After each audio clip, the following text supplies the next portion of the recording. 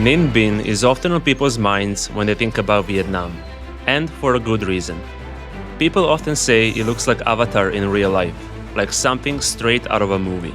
It's one of those places that's always on people's bucket lists. But most people only come here on a day trip from Hanoi, and they don't get the chance to experience this area properly. So I wanted to try a different approach. I was always fascinated by this area of Vietnam, not just because of what I've seen online, but because of the history of this place and its significance to the country.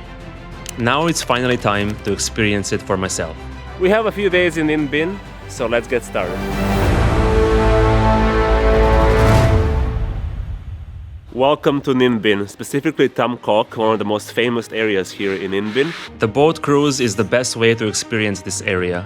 All you need to do is head to the main area of Tam Coc, buy the ticket, hop onto one of these boats, and head out onto the Ngo Dong River.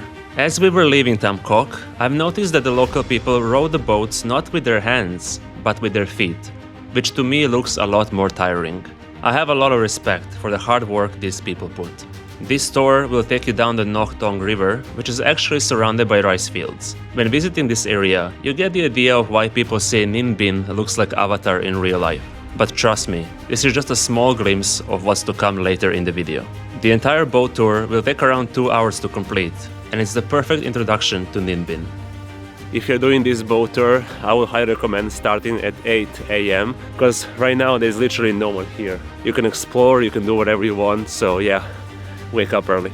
Okay, so here's where I got a little bit surprised. I thought the boat ride was the tour. But the second we stepped off the boat, our guide pointed us towards this little electric buggy and told us to hop on. Turns out, one of the most famous pagodas in Ninh Binh is also included in this tour. The buggy drove us a few minutes down the road to Bich Dong Pagoda, one of the oldest pagodas in Vietnam, built right into the side of the mountain back in the 1400s.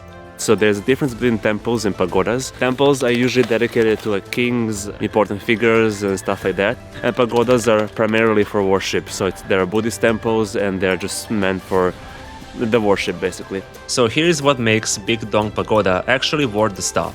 It's not just one pagoda, it's 3. There's a lower pagoda at the base, a middle one halfway up, and the top one near the summit. And here's the part I thought was really cool.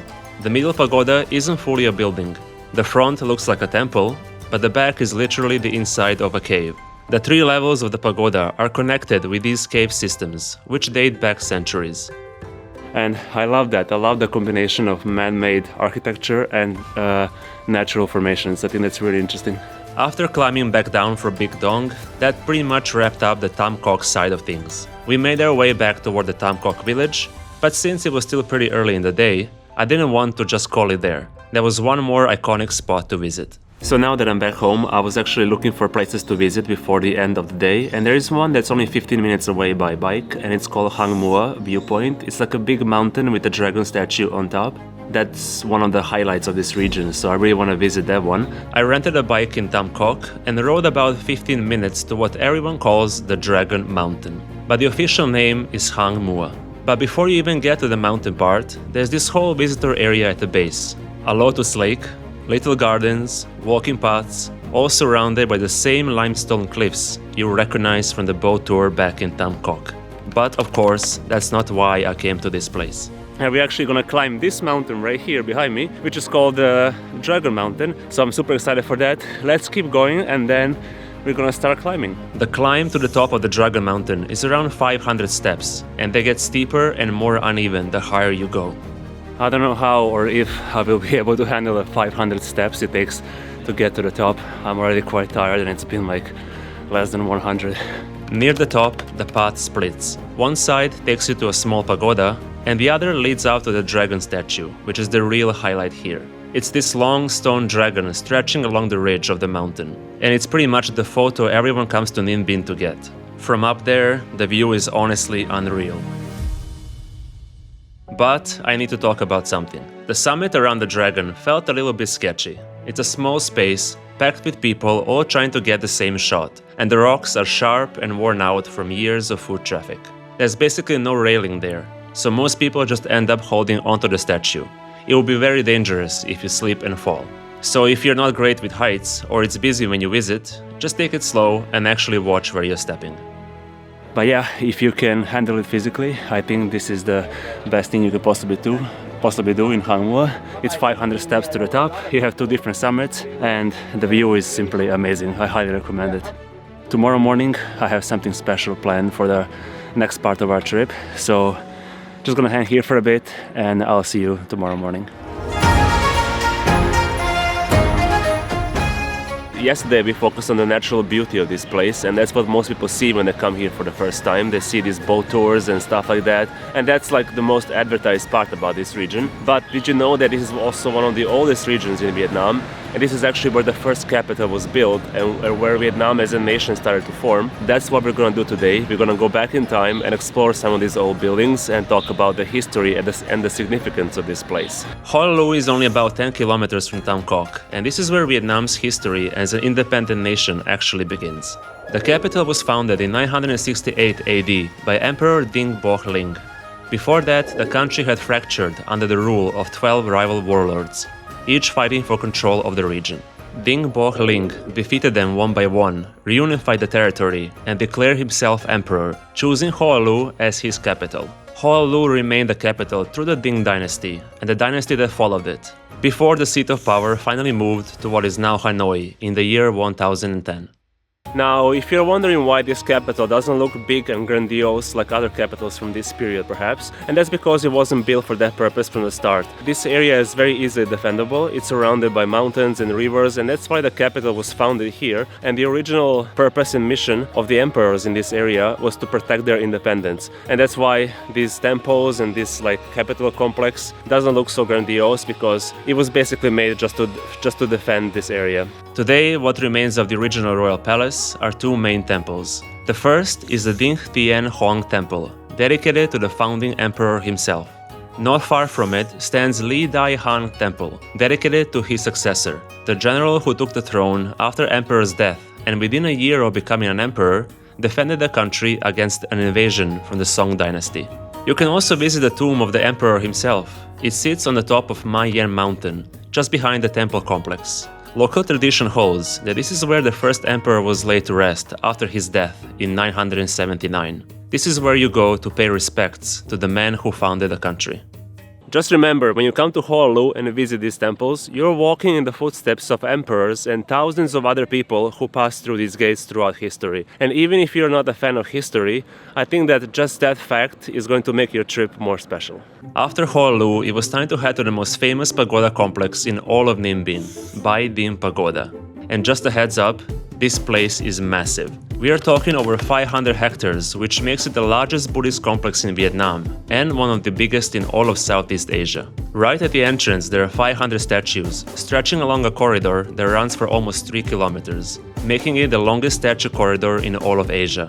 They are called Arhat statues, representing the disciples of Buddha, and every one is carved with a different face and posture. This starting area is simply amazing. You have all these statues lined up on the side, and I cannot wait to explore more. Once you're past the statue corridor, the new complex really opens up.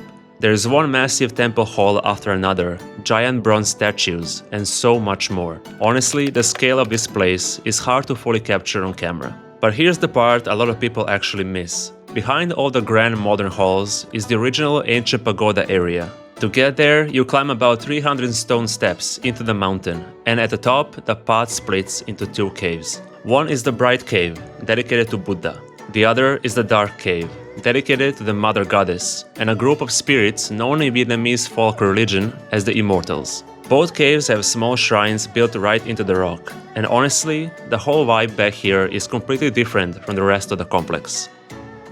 Just being inside of a place like this, oh my god, it's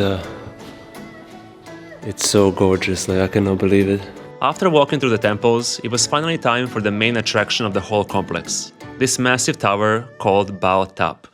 I've seen towers like these ones in other pagodas, but they're always much more smaller. This one is ginormous, honestly.